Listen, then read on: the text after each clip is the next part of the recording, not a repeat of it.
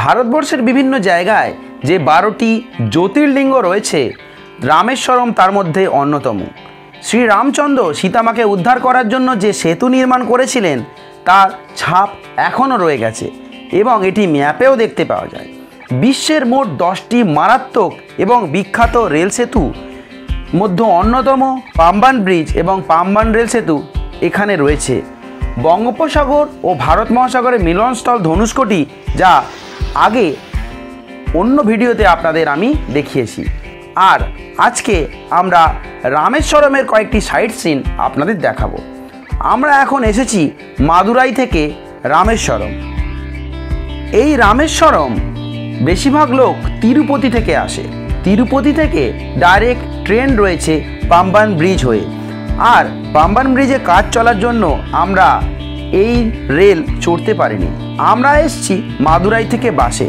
আর এখান থেকে আমাদের গন্তব্যস্থল হবে কন্যাকুমারী। আপনাদের এর আগে রামেশ্বরমের কিছু অংশ দেখিয়েছি, যেমন ধনুষ্কোটি আর তার আশপাশের কিছু মন্দির আপনাদের দেখিয়েছি। আর এখন চলেছি ডক্টর এপিজে আব্দুল কালামের মেমোরিয়াল, পাম্বান ব্রিজ এবং বানগঙ্গা দেখতে। আপনাদের এর পরের ভিডিওতে আমি অবশ্যই রামেশ্বরমের যে মন্দিরের পূজা এবং রামেশ্বরমের মন্দিরের আশপাশটি ঘুরে দেখাবো। আশা করছি আপনাদের খুবই ভালো লাগবে। আর আমার চ্যানেলে আজকে যারা নতুন, অবশ্যই চ্যানেলটিকে সাবস্ক্রাইব করে নেবেন। যারা করে নিয়েছেন তাদের অসংখ্য ধন্যবাদ। ভিডিওগুলি আপনাদের কেমন লাগছে অবশ্যই কমেন্ট করে জানাবেন, লাইক করবেন এবং শেয়ার করবেন। একটা অটো নিয়ে আমরা বেরিয়ে পড়েছি কাছের কিছু সাইট সিন করার জন্য। এখান থেকে আমরা 3টে সাইট সিন করবো ওই অটোটিতে। পাম্বান ব্রিজ যাব, তারপর যাব ওখান থেকে এপিজে আব্দুল কালামের মিউজিয়াম, আর তারপর যাব বানগঙ্গা। এই 3টে সাইট সিন মিলে অটো আমাদের 7 জনকে চার্জ করলো 600 টাকা। 600 টাকার বিনিময়ে এই 3টে সাইট সিন আমাদের করিয়ে দেবে। এখন বাজে 4টে, মোটামুটি 6টার মধ্যে হয়তো আমাদের এই 3টে সাইট সিন হয়ে যাবে।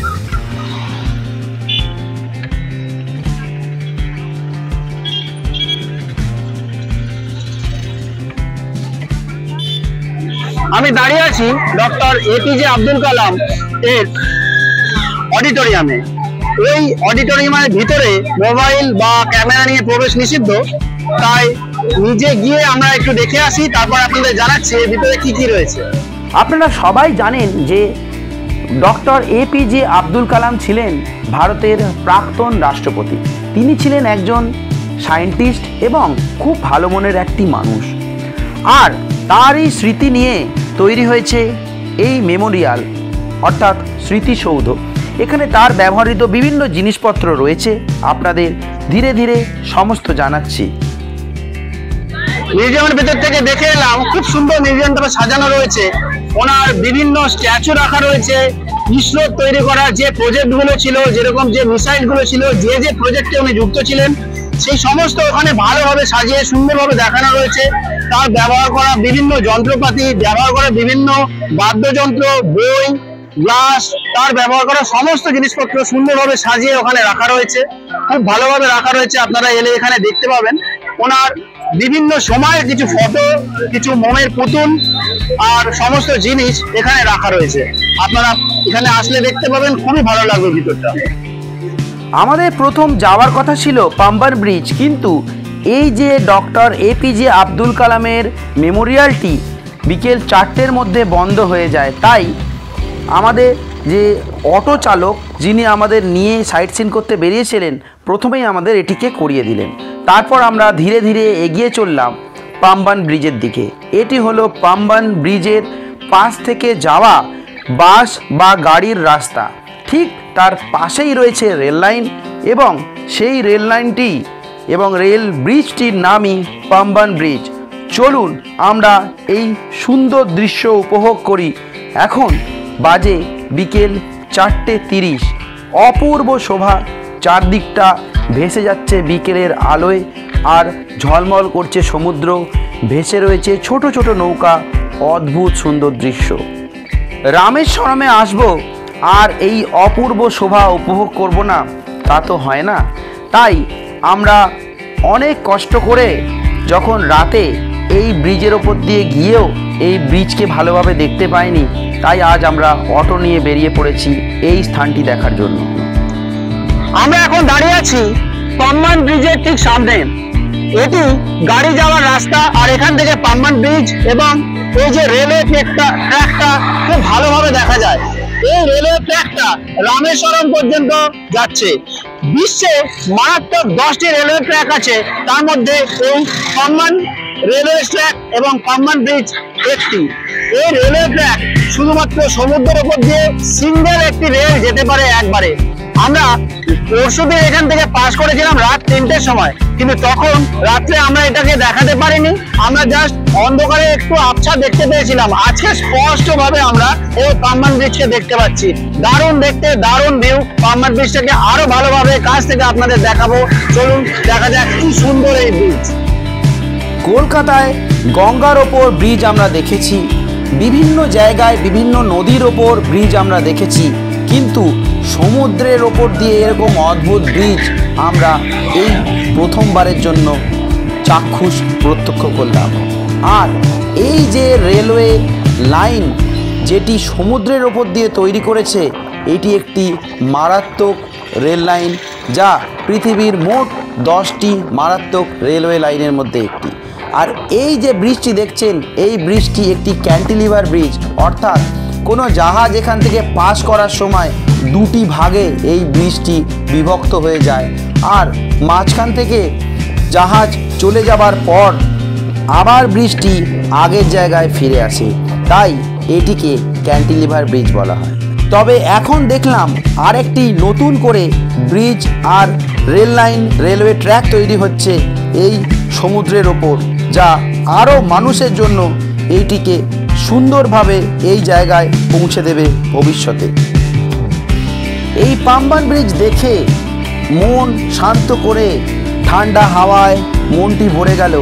আর আমরা এগিয়ে চললাম আমাদের পরের ডেস্টিনেশন, যেটি হলো বাণগঙ্গা। কেউ এটিকে বলে পানিগঙ্গা, কেউ বলে জলগঙ্গা, এটি আসলে বাণগঙ্গা।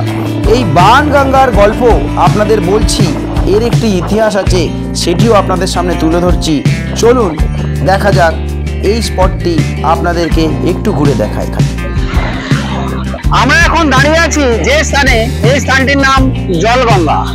সীতা মায়ের তৃষ্ণা নিবারণ করার জন্য রামচন্দ্র এখানে তীর দ্বারা একটি কুয়া তৈরি করেছিলেন, একটি জলের কূপ তৈরি করেছিলেন।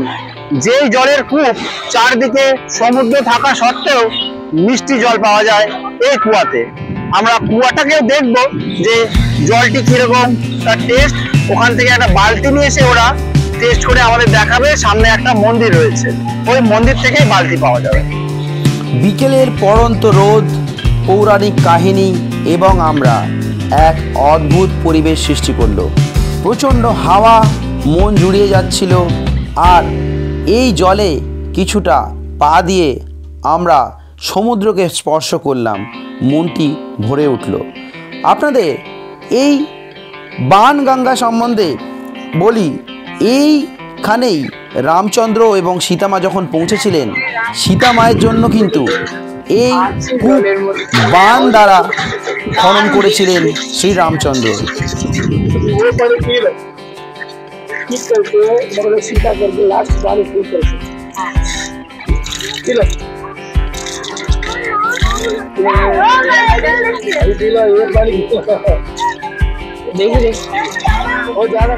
এই হচ্ছে সেই মন্দির যেখানে রামচন্দ্র আর সীতামা এসেছিলেন, তাই এখানে একটি মন্দিরও তৈরি হয়েছে। প্রথমে যে জল তুলল কুয়া থেকে, তিনি প্রথমে সমুদ্রের জল খাইয়ে দেখালেন যে কতটি নোনতা, তা এক বমি হওয়ার জোগাড় হয়ে গিয়েছিল। আর তারপর তিনি পাতকুয়া থেকে জল তুলে খাইয়ে দেখালেন জলটি ছিল মিষ্টি। আমরা যে স্থানে দাঁড়িয়ে আছি এই স্থানটির নাম জলগঙ্গা। পুরাণে বর্ণিত আছে এই জায়গাটিতে রামচন্দ্র সীতা মায়ের তৃষ্ণা নিবারণ করার জন্য তীরধনুক দিয়ে একটি কূপ নির্মাণ করেছিলেন। আর সমস্ত এলাকা, সমস্ত জায়গার জল নোনতা হলেও ওই কূপের জলটি মিষ্টি। আর এই কূপের জলটিও আমরা টেস্ট করে দেখলাম, আমরা তার আস্বাদ গ্রহণ করে দেখলাম। আর এই সুন্দর বিকেলের পড়ন্ত রোদ নিয়ে শেষ করলাম আজকের আমার এই ভিডিও। আশা করছি আপনাদের খুবই ভালো লেগেছে। এরকম ভালো ভালো ভিডিও অবশ্যই আমি দিতে থাকব, কিন্তু দয়া করে আমার পাশে থাকবেন, লাইক করবেন, শেয়ার করবেন এবং সাবস্ক্রাইব করবেন। আমাকে সাবস্ক্রাইব করলে, লাইক করলে আমার ভিডিও বানানোর উৎসাহ আরও বাড়বে। আপনারাই আমার এই চ্যানেলটিকে এগিয়ে নিয়ে যেতে সাহায্য করতে পারেন। ধন্যবাদ। আবার দেখা হবে অন্য কোনো ভিডিওতে, অন্য কোনো জায়গা নিয়ে।